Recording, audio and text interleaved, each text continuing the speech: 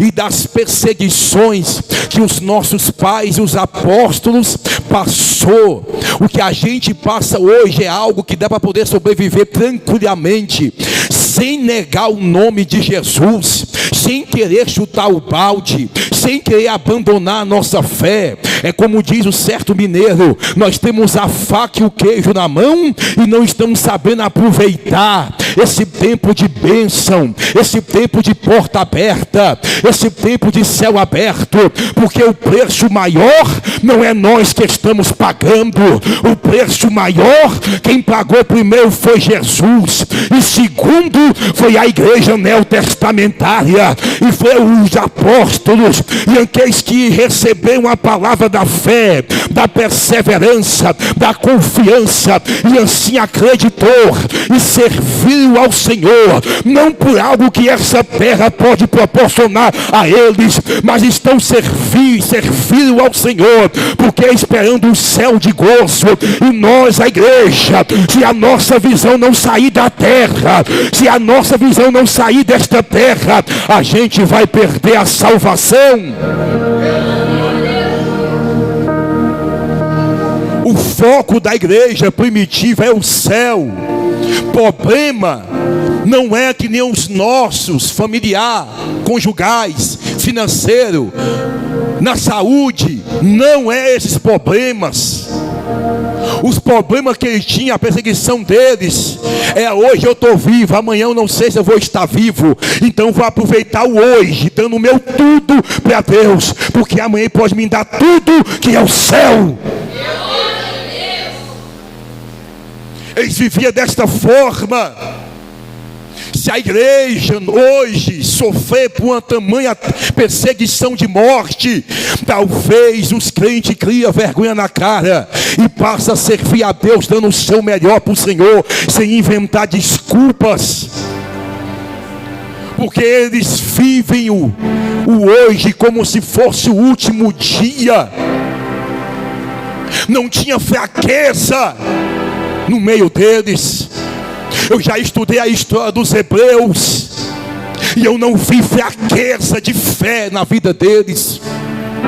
Eu não vi fraqueza de fé como eu vejo hoje em nossos dias atuais. Quando é jogado dentro das arenas, as mães abraçam os filhos recém-nascidos. O imperador dominiciano, sem dó e sem piedade, solta os leões. Os leões arrancam os filhos dos braços dos pais e comem na frente deles. Depois vai até os filhos, até os pais e o mata. E enquanto morre 10 cristãos, está nascendo mais 20 cheio de fé. Hoje, quando a gente olha para a Bíblia e olha para a fé dos nossos pais, a gente sente vergonha e desprezo. E a gente, eu chego ao meu consentimento quando eu enfrento qualquer luta na minha vida. Deus é minha fiel testemunha. Quando eu enfrento uma luta que eu acho que é grande, eu dobro os meus joelhos e eu falo: Deus, esta luta ainda é pouca, esta luta não é nada. Isso não é nada que eu estou passando, que a igreja passa em nossos dias. O problema de muito pregador e de muito pastor é que quer passar a mão mesmo, quer ficar massageando o ego de crente. Como a gente olha para ser cristão é ter fé, irmãos. Ninguém morre por aquilo que eles não acreditam. Tudo aquilo que a gente acredita com fé e convicção, a gente está disposto a perder a nossa vida. É por isso que eles perdiam as suas vidas, porque eles ouviram as palavras do Senhor: hoje vocês morrem, o sangue de vocês são derramado, mas um dia vai estar escrito no livro da Revelação de Apocalipse, que vai ser influência para a minha igreja no futuro, vai ser inspiração para a minha igreja no futuro. E lá vai estar escrito: o sangue derramado dos mártires estão debaixo do trono de Deus, e as suas almas estão diante do trono branco, clamando, e o Deus Deus, dizendo: o ofício e justiça aos meus santos. Nós precisamos ter fé de verdade. Nós precisamos buscar essa fé de verdade. Chega de querer desanimar por coisas tão pequenas. Nós somos um retrato e um modelo de Israel no deserto. Tudo o que acontecia no meio deles, qualquer coisinha que ia desistir, retroceder, se levantar contra a liderança constantemente. Um dia abraçava a liderança, um dia amava a liderança, no outro dia é a panelinha contra a liderança e querendo remover a liderança, dizendo que não estava pela direção de Deus, dizendo que Moisés nos trouxe para o deserto para poder morrer de sede e de fome. Nós é o retrato, o modelo de Israel. A gente não é a igreja primitiva, porque a igreja é primitiva. Pedro está preso, a igreja ora. João está exilado na ilha, preso na ilha de Malta, está preso de volta. Mas a Bíblia diz que a igreja está reunida, continua recebendo as cartas, as orientações e continua com a sua fé. Nós hoje no século 21, nós não é o retrato, o modelo da igreja primitiva, nunca.